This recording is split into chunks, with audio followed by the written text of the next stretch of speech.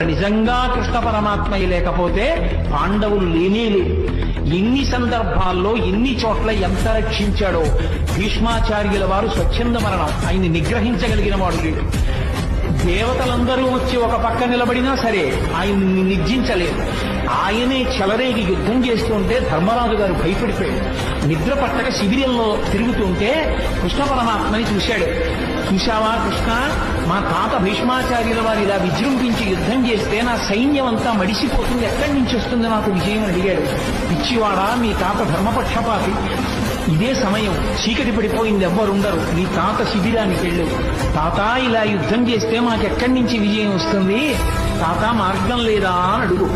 పాపం మహానుభావుడు ఇంతమంది మనవల్ని పిల్లల్ని పెంచి పెద్ద చేసి రాజ్యరక్షణ చేసినందుకు చిట్ట చివరికి తన మనవడి చేత అడగబడ్డాడు, తాత నువ్వు ఎలా చచ్చిపోతావు చెప్పు.